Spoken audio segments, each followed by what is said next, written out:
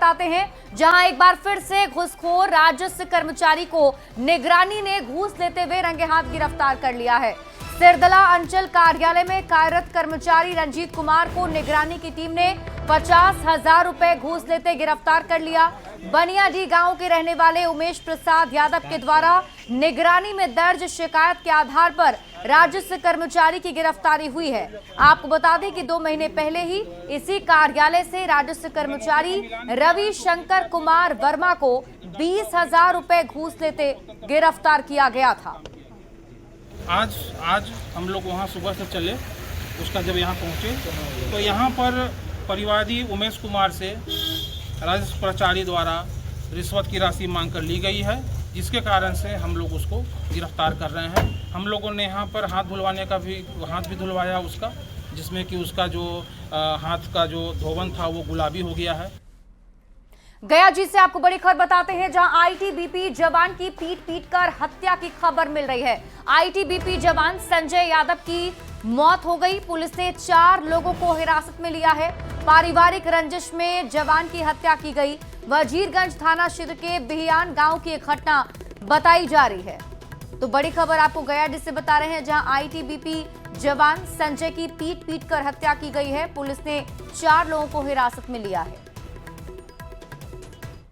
और इसी बीच आपको बड़ी खबर मधुबनी से बताते हैं, जहां अपराधियों ने एक घर में डकैती की बड़ी घटना को अंजाम दिया है। हथियार से लैस 10 से ज्यादा अपराधियों ने इस एक घर में घुसकर 10 लाख रुपए के साथ करीब 50 लाख की संपत्ति की डकैती कर ली है। डकैती के विरोध में फायरिंग की भी घटना हुई, जिसमें एक बदमाश की मौत हो गई। घटना अंधरा ठाड़ी थाना क्षेत्र के सहूरिया गांव की है। बताया जा रहा है कि 10 से ज्यादा की संख्या में अपराधी घर के पीछे से छत के रास्ते घुसे थे और घर के सभी सदस्यों को बंधक बना लिया। इसी दौरान विरोध करने पर घर के मालिक राजकुमार शाह और उनके भाई पर रॉड से हमला कर घायल कर दिया और फिर बड़े आराम से अपराधी घर का एक-एक कमरे में रखे सामान को साफ कर चलते बने। फिलहाल जिस अपराधी की मौत हुई है उसकी अभी पहचान नहीं हो सकी है। SDPO Jhanjharpur, SHO Andhratharhi, circle inspector तुरंत घटनास्थल पे पहुंच गए और वहां पे जो जिनके घर में घटना हुई है उनसे पूरी पूछताछ की गई है, उनका बयान लिया गया है। इसमें एफआईआर दर्ज की जा रही है और जांच में ये पता चला है कि जिस व्यक्ति की हत्या हुई है, ऐसा प्रतीत हो रहा है कि घर के अंदर ही उसकी हत्या हुई है, क्योंकि पुलिस को जो एफएसएल की टीम वहां पे आई थी तो खून के। मुजफ्फरपुर से आपको बड़ी खबर बताते हैं, जहां बेखौफ बदमाशों ने ताबड़तोड़ फायरिंग की है। मनियारी थाना क्षेत्र के माधोपुर में कई राउंड हवाई फायरिंग कर दहशत फैलाई है। गुरुवार देर रात हुई फायरिंग का सीसीटीवी फुटेज भी सामने आया है और आपको ये तस्वीर हम दिखा रहे हैं। आप ये देखिए, सीसीटीवी फुटेज आपकी टीवी स्क्रीन पर आपको दिखा रहे हैं। इसमें आप देख सकते हैं किस तरीके से 2 अपराधी आपको नजर आ रहे होंगे, बाइक पर सवार हैं और बताया जा रहा है कि इन सभी अपराधी की जो करतूत है वो सीसीटीवी कैमरे में कैद हो गई है। ये आपको सर्कल के अंदर जो अपराधी दिख रहे हैं, आप देखिए किस तरीके से बेखौफ तरीके से अपराधी यहाँ पर फायरिंग करते हुए नजर आ रहे हैं। तो वीडियो अब सामने आया है और इस फुटेज में साफ तौर पर दिख रहा है कि 2 बाइक पर 4 अपराधी आते हैं और फिर माधोपुर में भीड़-भाड़ के बीच हवाई फायरिंग करते हैं। घटना से इलाके में दहशत मच गई है, जिसके बाद पुलिस बदमाशों की पहचान में जुटी है। फिलहाल पुलिस सीसीटीवी फुटेज के आधार पर अपराधियों की पहचान में जुटी हुई है और जल्द ही गिरफ्तारी का दावा भी किया जा रहा है।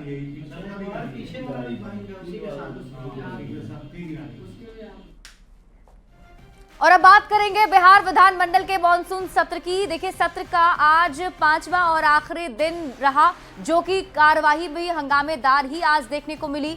सुबह 11 बजे कार्यवाही शुरू होने के साथ ही विपक्ष के नेताओं ने एक बार फिर से एसआईआर के विरोध में हंगामा करना शुरू कर दिया। मुश्किल से करीब 10 मिनट तक ही सदन की कार्यवाही चली और सीएम नीतीश कुमार अपनी बात रख रहे थे, लेकिन विपक्ष के हंगामे को देखते हुए पहले 2 बजे तक सदन की कार्यवाही स्थगित की गई। लेकिन दोपहर 2 बजे जब सदन की कार्यवाही फिर से शुरू हुई तो भी विपक्ष का तेवर वैसा ही रहा। एक बार फिर 2:30 बजे तक कार्यवाही स्थगित की गई।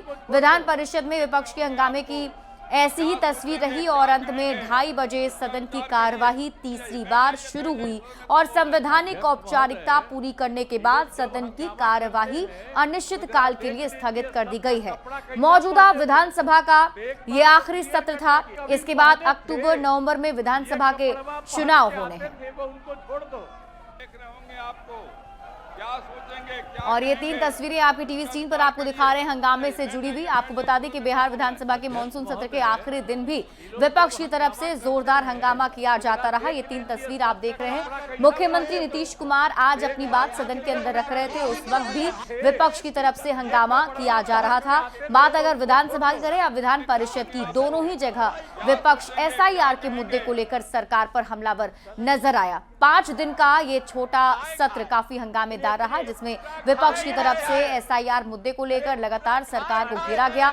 लॉ एंड ऑर्डर की स्थिति को लेकर भी सरकार पर सवाल उठाए गए और प्रदर्शन की तस्वीरें आपने टीवी स्क्रीन पर आप देख रहे हैं। और विधान परिषद में नेता प्रतिपक्ष राबड़ी देवी ने वहां पर सब कुछ लिया। करके बोले तो सुना जाएगा, यहाँ की कोई बात नहीं। तो बिहार के विकास और राजनीति उठा पटक के पन्नों को अपने में बिहार विधानसभा का मानसून सत्र समापन हो गया है और सत्र के समापन के मौके पर सदन में स्पीकर नंदकिशोर यादव ने अपनी बातें भी रखी हैं। सभी को भविष्य के लिए शुभकामनाएं दी और शेर शायरी से सबका दिल जीत लिया। बिहार विधानसभा का समापन भले ही विधानसभा के पटल पर हमने न केवल विधेयकों पर चर्चा की, बल्कि यहाँ विचारों का आदान प्रदान हुआ, मतभेदों के बीच संवाद हुआ, तीखी बहसें भी हुई, लेकिन लोकतंत्र हमेशा जीवंत रहा। ये आवश्यक भी है। किसी ने ठीक ही कहा है, नाराजगी कभी भी इतनी लंबी नहीं होनी चाहिए। नाराजगी कभी भी इतनी लंबी नहीं होनी चाहिए कि नाराजगी रह जाए और इंसान गुजर जाए। सदन की कार्रवाई के संचालन में आप सबका सहयोग हमेशा प्रेरणादायक रहा। आपके अनुभव, आपकी उपस्थिति, आपके हास्य विनोद और आपके योगदान ने इस सदन को गरिमा प्रदान की है। किसी ने ठीक ही कहा है, हंसते रहोगे तो दुनिया साथ, हंसते रहोगे तो दुनिया साथ है, वरना आंसुओं को तो आंखों में भी जगह नहीं मिलती है। इसके साथ ही मैं आप सभी को हार्दिक शुभकामनाएं देता हूं आने वाले चुनाव के लिए, व्यक्तिगत स्वास्थ्य के लिए और जन सेवा के आपके सतत प्रयासों के लिए। अंत में 2 पंक्तियां कहकर अपनी बात में समाप्त करूंगा। खूबियां तो इतनी नहीं हमें, खूबियां तो इतनी नहीं हमें कि तुम्हें कभी याद आएंगे। खूबियां तो इतनी नहीं हमें कि तुम्हें कभी याद आएंगे, पर इतना तो इतवार हमें खुद पर है, पर इतना तो हमें इतवार खुद पर है, आप हमें कभी भूल नहीं पाएंगे।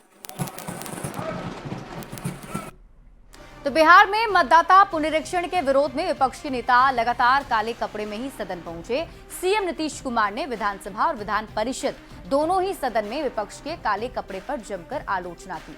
सीएम ने अपने अंदाज में विपक्ष के नेताओं के काले कपड़े पर जमकर चुटकी भी ली। दरअसल इस 5 दिनों के सत्र में विपक्ष की तरफ से काला कपड़ा पहनकर ही प्रदर्शन किया जा रहा था। क्षमा करते हैं तो जरा देख लीजिए सबका कपड़ा कैसा पहने हुए है। ये जितना सब पटिया एक दूसरे के साथ है, सब एक ही तरह का कपड़ा पहने हो। आज तक दूसरे साल कभी एक दूसरे तरह से नहीं निकले थे, अब अभी अपना एक ही तरह का कपड़ा पहने हो, इसी तरह से कर रहे हो तो एक बात तो क्लियर कट आ गया। अरे क्या है, आप भी कभी पहने थे, ये कपड़वा पहन के आते थे, वो उनको छोड़ दो। बाकी ज्यादातर लोग जो चल रहे हैं आप, ये हम रोज देख रहे हैं आप लोग को। ये लोग भी जो है, ये सब अलग अलग पार्टी वाले लोग, तो आप लोग एक दूसरे के साथ मिलके आप यही काम कर रहे हैं, उल्टा पुल्टा और कोई काम नहीं।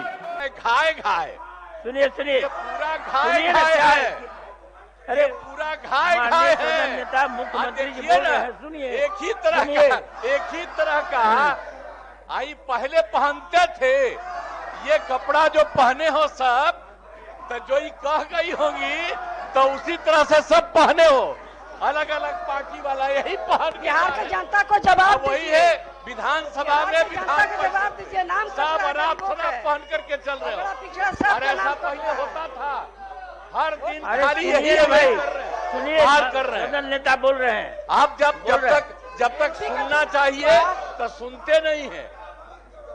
एक एक बात को सुनना चाहिए और अपनी बात यहाँ कहना चाहिए, लेकिन सुन ही नहीं रहे। सदन नेता बोल रहे हैं, आप कुछ खराब है।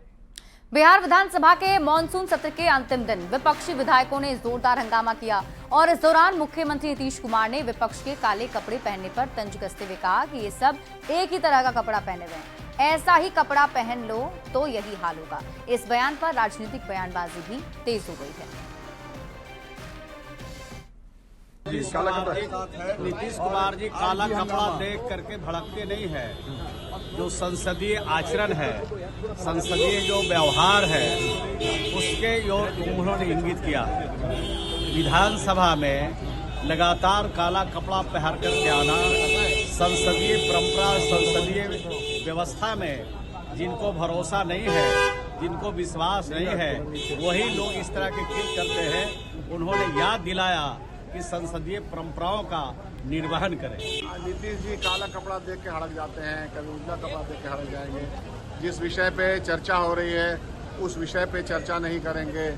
और नीतीश जी के ऊपर मैं क्या बोलूँगा, व्यक्तिगत कुछ भी मैं बोलना नहीं चाहता। भारतीय जनता पार्टी ने उनको इस स्थिति में ला दिया। मौका मिला था ऑलरेडी, 15 वर्षों कुछ कर नहीं पाए। और आज जो बिहार अंधेरे का बिहार था, गड्ढे का बिहार था, बिहार में जंगल राज था, उसको निकाल के हम लोग राम राज लाने का काम किया। आज बिहार में कितना बिजली हम दे रहे हैं, सड़कों का जाल बिछा, उसकी चर्चा कर रहे, याद करा रहे थे कि आप लोग को मौका मिला था, कर नहीं पाए। 17 महीना साथ में रखे हुए नीतीश कुमार जी, उसके बावजूद उनका खजाना लूटने का काम किया। सत्ता को वहीं बिहार विधान परिषद के बाहर राबड़ी देवी के नेतृत्व में भी विपक्ष ने जोरदार प्रदर्शन किया और एसआईआर के मुद्दे पर सीधे सीएम नीतीश कुमार से जवाब मांगा है। गरीबों का नाम कट रहा है सबको। जो बाहर गया 4 करोड़ लोग, उसको क्या होगा? उसको तो वोटर आई कार्ड नहीं मिलेगा, वो वोट से वंचित हो जाएगा। तो इसीलिए हम लोग घेराव कर रहे हैं। 5 दिन से चल रहा है, 5 दिन से घेराव कर रहे हैं। बिहार का जनता मुख्यमंत्री जी ने मुख्यमंत्री जवाब तो देना चाहिए सरकार को। राज्य सरकार का जिम्मेवारी नहीं बनता है, राज्य सरकार की जिम्मेवारी बनता है। जवाब नहीं दे रही है ना सरकार। राज्य सरकार का जिम्मेवारी बनता है, इसलिए गरीब वोट देता है हमको।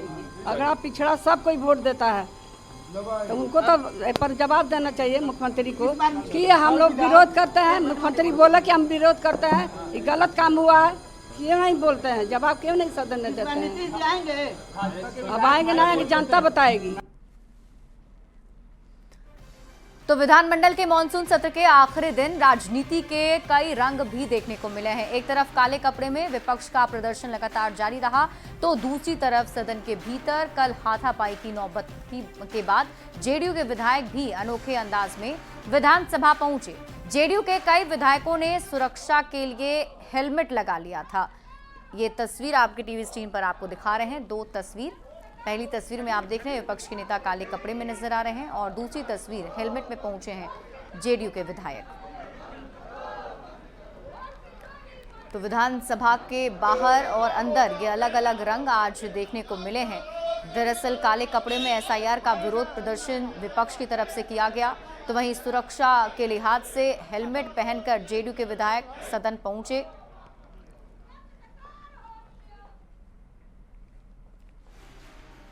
बढ़ते आगे, मॉनसून सत्र के आखिरी दिन विपक्ष का विरोध और भी ज्यादा तेज देखने को मिला। राबड़ी देवी के नेतृत्व में विधान परिषद के बाहर जोरदार हंगामा हुआ। उन्होंने तेजस्वी यादव की जान को खतरा बताते हुए आरोप लगाया कि उनके खिलाफ साजिश रची जा रही है। तेजस्वी यादव को तो 4 बार मारने की कोशिश किया गया था, रास्ता में ट्रक से, ट्रक से। क्या करिएगा, फिर यहाँ भी मारने की कोशिश हो रहा है। हम लोग जानते हैं कौन कौन आदमी लगा हुआ है। आप कह रहे हैं तेजस्वी की जान को खतरा है? जान के खतरा है। हम लोग तो सिफारिश किए हैं, मांगे हैं। और साजिश कौन करेगा? बीजेपी जदयू का छोड़ के कौन करेगा साजिश? यहाँ बिहार में कौन है साजिश करने वाला?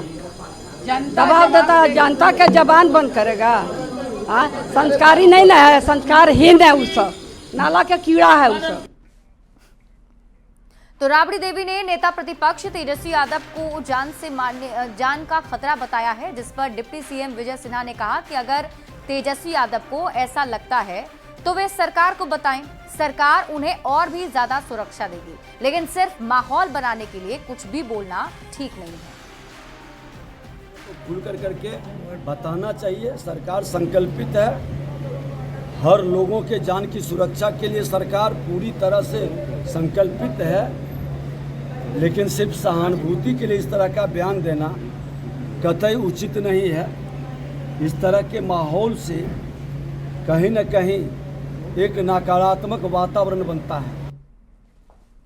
तो राबड़ी देवी ने तेजस्वी यादव की जान को खतरा बताते हुए आरोप लगाया कि उनके खिलाफ साजिश रची जा रही है। इस पर बीजेपी और जेडीयू ने पलटवार किया है। देखिए, ऐसा है कि हर बात का जवाब देने की आवश्यकता नहीं है। सभी लोगों को ये एहसास होना चाहिए कि हम लोकतांत्रिक व्यवस्था से संवैधानिक व्यवस्था पर विश्वास करके राजनीति में आगे बढ़ने का काम करें। माननीय राबड़ी देवी लालू परिवार के राजनीतिक अनुकंपा पर पूर्व मुख्यमंत्री रही हैं, विपक्ष का नेता है। सामाजिक हकमारी कर आरोप लगाया कि मेरे बेटा के खिलाफ उसको मारने की साजिश की गई भाजपा जदयू के द्वारा। 160 पुलिसकर्मी केवल लालू जी के परिवार के सुरक्षा में बिहार पुलिस है। देखिए, तेजस्वी यादव जी नेता प्रतिपक्ष है और तेजस्वी यादव जी निश्चित तौर पर बिहार के लोकप्रिय नेताओं में अभी सबसे ऊपर है। अगर उनके परिजनों को लग रहा है कि उनकी सुरक्षा का एक मसला है या उनकी जान को खतरा है, तो सरकार को गंभीरता से लेना चाहिए और उनकी सुरक्षा बढ़ानी चाहिए। बढ़ते आगे, बिहार बीजेपी के अध्यक्ष दिलीप जायसवाल के कार्यकाल का 1 साल पूरा होने पर उप मुख्यमंत्री सम्राट चौधरी सहित एनडीए के नेताओं ने उन्हें बधाई दी है। वहीं जेडीयू ने बधाई देते हुए कहा कि दिलीप जायसवाल डॉक्टर हैं और विपक्ष का इस चुनाव में इलाज करेंगे। इस मौके पर दिलीप जायसवाल ने कहा कि बिहार बीजेपी के अध्यक्ष के तौर पर 1 साल पूरे कर लिए हैं और उन्हीं के नेतृत्व में बीजेपी विधानसभा चुनाव लड़ने जा रही है। अपने कार्यकाल का 1 साल पूरा करने पर दिलीप जायसवाल ने कहा कि पिछले 1 साल में लगातार संगठन को मजबूत करने के लिए कदम उठाए। बूथ स्तर से लेकर जिला स्तर पर पार्टी का विस्तार किया गया है। बहुत ही 1 साल भारतीय जनता पार्टी के संगठन में अध्यक्ष के नाते प्राथमिक सदस्य 60 लाख, सक्रिय सदस्य करीब 1.5 लाख, 1300 से 1400 हमने मंडल संगठन का बढ़ाया, 45 जिला से 52 जिला किया और दिन रात अपने कार्यकर्ताओं के साथ प्यार और स्नेह संवाद के साथ संगठन को मजबूत करने का काम किया।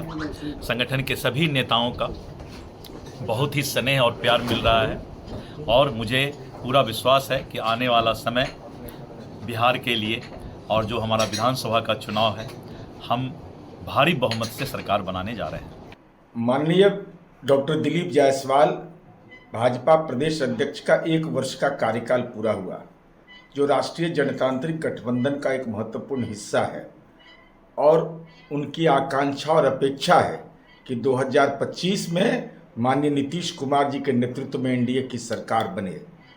तो स्वाभाविक रूप से इस आकांक्षा को पूरा करने के लिए दिलीप जायसवाल जी डॉक्टर हैं, तो डॉक्टर का काम होता है ऑपरेशन, एक महत्वपूर्ण संभाग उसका है। तो हमारी उम्मीद है कि तेजस्वी यादव जो 420 के आरोपी है, उनके नेतृत्व में जो गठबंधन है उसका पॉलिटिकल ऑपरेशन ऐसा शल्य चिकित्सा करे कि 4 चुनाव तक नजर नहीं आए बिहार की राजनीति में। यह जनता की मनोदशा के अनुरूप होगा। और इस बीच आपको बड़ी खबर समस्तीपुर से बताते हैं, जहां फंदे में झूलते अज्ञात युवक का शव बरामद किया गया है। हत्या या आत्महत्या के जांच में पुलिस की टीम जुटी हुई है। रेलवे कॉलोनी रोड नंबर 5 की घटना बताई जा रही है। तो बड़ी खबर आपको समस्तीपुर से बता रहे हैं, जहां अज्ञात युवक का शव बरामद किया गया है। फंदे से झूलता हुआ ये शव मिला है। अब पुलिस की टीम हत्या या आत्महत्या के एंगल से जांच में जुटी हुई है। आईटी विभाग के सचिव के साथ बातचीत के बाद बेल्ट्रॉन से बहाल डेटा एंट्री ऑपरेटर काम पर वापस नहीं लौटे हैं और 9वें दिन भी राज्य भर में हड़ताल जारी है। गर्दनीबाग में हजारों की संख्या में प्रदर्शन कर रहे डेटा ऑपरेटर्स और प्रोग्रामर ने न्यूज 18 को धन्यवाद दिया और कहा कि न्यूज 18 पर खबर दिखाए जाने के बाद सरकार ने बातचीत के लिए बुलाया, लेकिन सेवा समायोजन समेत सभी मांगों को लेकर लिखित आश्वासन अब तक नहीं मिला है। मौके का जायजा लिया है न्यूज 18 संवाददाता रजनीश कुमार ने। एंट्री ऑपरेटर सरकार से वार्ता के बाद भी लगातार हड़ताल पर डटे हुए हैं और गर्दनीबाग में 9वें दिन भी प्रदर्शन जारी है। एक तरफ जहां मॉनसून सत्र का आज आखिरी दिन है, वहीं दूसरी तरफ उम्मीदें भी परवान पर है कि आज मॉनसून सत्र के आखिरी दिन सरकार जो है बड़ी घोषणा करेगी, क्योंकि सेवा समायोजन की मांग को लेकर लगातार जो डेटा एंट्री ऑपरेटर है वो हड़ताल पर है, यानी प्रोग्रामर हो या डेटा ऑपरेटर हो, सभी कामकाज ठप कर दिए हैं। पंचायत से लेकर सचिवालय तक कोई भी काम नहीं हो रहा है। सबसे पहले मैं न्यूज़ 18 टीम को मैं धन्यवाद देना चाहता हूं कि इनके द्वारा पहल किया गया, हमारा खबर प्रमुखता से प्रकाशित किया गया, जिसके कारण सरकार जो है पहल की और वार्ता के लिए हम लोग को बुलाया गया। हमारे तरफ से 4 साथियों का डेलीगेशन गया, वहाँ वार्ता हुई सौहार्दपूर्ण वातावरण में और उनके द्वारा सभी बिंदुओं पर गहन विचार विमर्श उपरांत यह उनके द्वारा कहा गया कि 60 वर्षों की जॉब सुरक्षा, उसके बाद ग्रेडिंग व्यवस्था और सेवा के बाद जो है वापसी का जो है अपील का प्रावधान और अपील के प्रावधान के बाद जो है पुनर्नियुक्ति की आयोग की अनुशंसा को विलंबित करने की कितनी मांग और उसके बाद जो है कितनी मांगे पूरी हुई है, कौन सी मांगे अभी लग रहा अधूरी है? ग्रेच्युटी की बात की गई और भी अन्य जो है मांगों पर विचार किया गया, सहमति जाहिर की गई। 48 घंटे का अल्टीमेटम दिया गया था और कल 48 घंटा पूरा हो गया। ये देखिए हाथों में बैनर लिए हुए हैं सभी और तमाम लोग एक तरह से संघर्ष करने के लिए तैयार है, यानी कल तक अगर मांगे पूरी नहीं होती है तो साफ तौर से सरकार को अल्टीमेटम दिया गया है कि तमाम जो राज्य भर के 25,000 डेटा एंट्री ऑपरेटर है, प्रोग्रामर है और तमाम जो कर्मी हैं वो भूख हड़ताल पर जाएंगे और सड़क पर भी उतरने का काम करेंगे। रजनीश कुमार, न्यूज़ 18 पटना। और इसी बीच आपको भागलपुर से बड़ी खबर बताते हैं, जहां चाय चक और कालीघाट गांव में गंगा का तेज कटाव देखने को मिल रहा है। सबौर प्रखंड में कटाव से हाहाकार मचा हुआ है। सड़क भी कटकर अब गंगा में समाती जा रही है। आज भी सड़क के ऊपर फ्लड फाइटिंग के काम के लिए रखा गया बालू भरा बोरा तेज कटाव की भेंट चढ़ गया, जिससे ग्रामीणों में दहशत का माहौल बना हुआ है।